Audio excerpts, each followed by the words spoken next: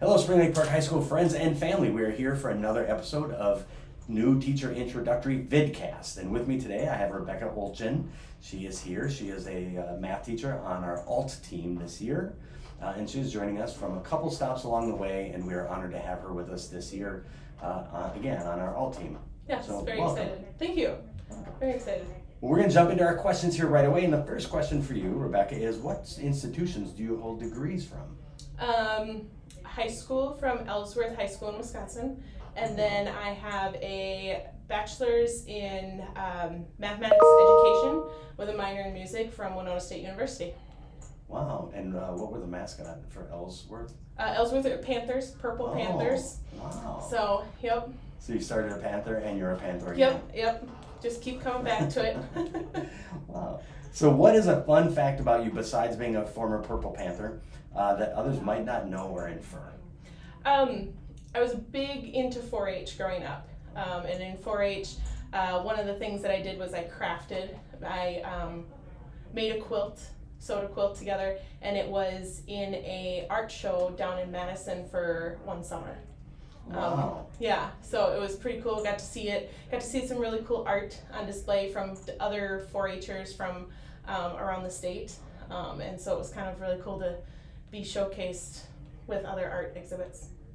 Do you still quilt? I do. I'm working on a baby quilt for a friend right now. So That's yeah. pretty cool. Yeah.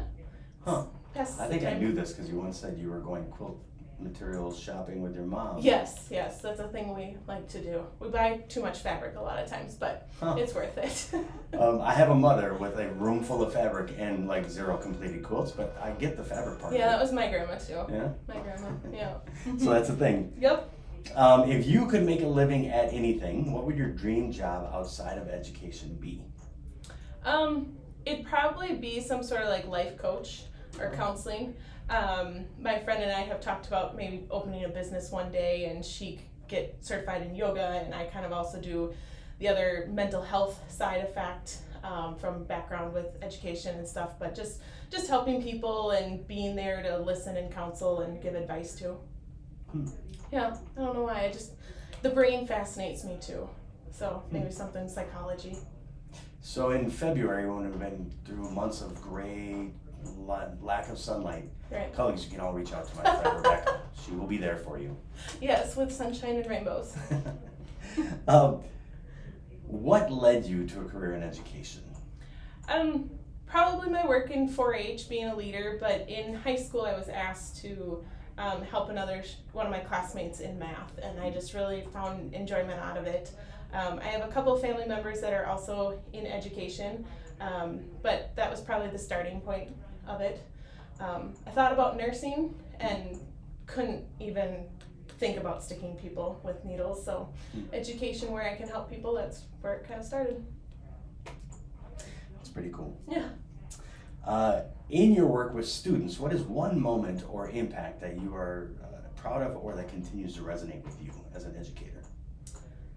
It'd have to be students coming back to me after they graduate. I've had a couple students from my first job come back, and I told them the story about me having jury duty, and one called me up and was like, I got this form about jury duty, how do I fill this out, what do I do? And I've had another student, they found me and they're like, you talked about cooking Thanksgiving dinner, now I'm cooking my own, and just things that they're doing from what I've talked about in classes, and just rechecking in, and those are just the memorable parts because it actually stuck with them. Sure.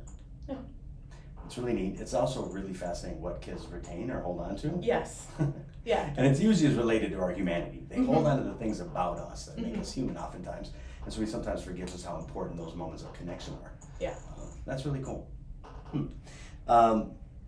So the next question asks, what is an example of your jagged profile? In other words, where's an area where if you were classified or considered average in a lot of areas where you would be an outlier?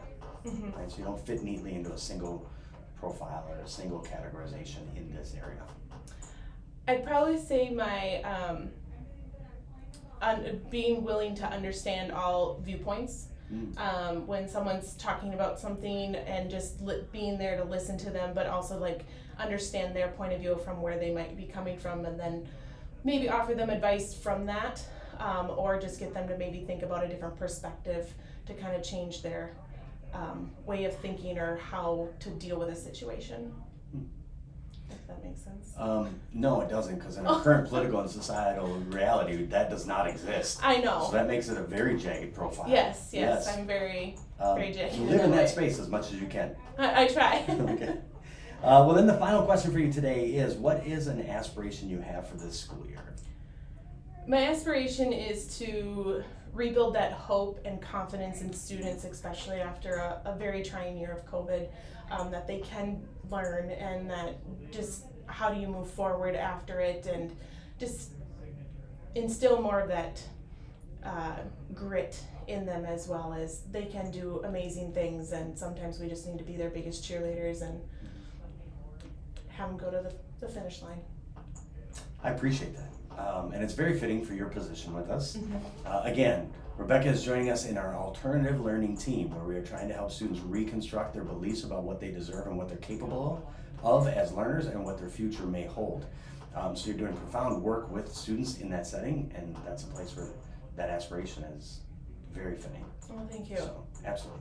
So if you want to see some of the awesome work going on in our alternative learning team, you now know one of our colleagues, Rebecca, in that team. You have met Caleb Lashinsky earlier in our previous episodes. So now you know two of our members of the alternative learning team. With that, thank you for joining us for this episode of New Teacher VidCast. Have a great evening.